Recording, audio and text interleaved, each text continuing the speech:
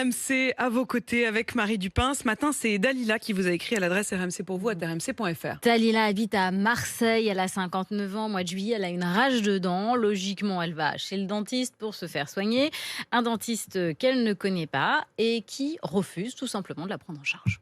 Je suis arrivée avec un mal de dents terrible. Et la première des choses qu'il me demande, est-ce que vous avez une mutuelle ?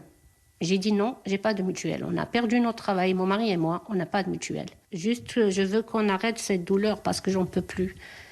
Et je rentre dans son cabinet, il regarde ma dent, et il me dit il vous faut un bridge, comme vous pouvez pas payer, donc on peut pas le faire. J'ai eu droit à une ordonnance de Doliprane et de bain de bouche. Ma dent, elle était pourrie et le lendemain, j'avais toujours mal. Ce qui me choque, c'est qu'il ne m'a pas soignée. De quel droit il ne me soigne pas ? Mais il a le droit, ce dentiste, de refuser de soigner Dalila ? Alors non, le code de la santé publique est très clair. Aucune personne ne peut faire l'objet de discrimination dans l'accès à la prévention et aux soins. Et ce, quel que soit le professionnel de santé. Dalila veut donc alerter sur ces pratiques. Surtout que ce dentiste soit sanctionné. Surtout qu'il a bien exagéré. Parce que non seulement il a refusé de la soigner, mais en plus il a quand même déclaré à la sécurité sociale qu'il l'avait prise en charge. Donc lui, il a sans doute touché de l'argent de la sécu pour des soins qu'il n'a pas effectués. Ce dentiste, on l'a contacté, il refuse de nous parler. On a aussi appelé la caisse primaire d'assurance maladie des Bouches-du-Rhône. Une procédure est en cours, nous dit-on.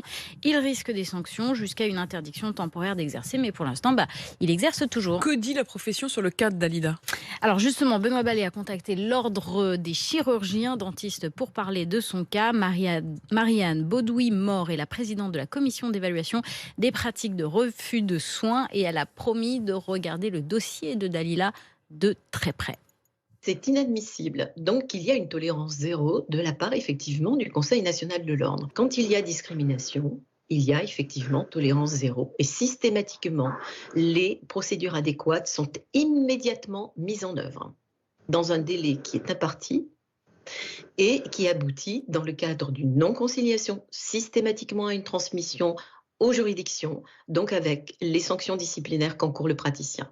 Des cas comme celui de Dalila, de refus de soins, ça arrive souvent ? Oui, malheureusement, c'est assez courant. En 2019, le défenseur des droits a publié un rapport sur la question. Sur 1500 cabinets de chirurgiens dentistes en France, près d'1 sur 10 refusent régulièrement des patients à cause de leurs faibles revenus ou parce qu'ils n'ont pas de mutuelle. Donc, vous avez compris, si vous vous retrouvez dans la même situation, sachez que vous êtes dans votre droit. Vous pouvez exiger que le médecin, que le dentiste vous soigne. Et si vraiment il refuse catégoriquement, à ce moment-là, il faut absolument saisir l'ordre des médecins, l'ordre des chirurgiens dentistes et la caisse primaire d'assurance maladie. Et sinon,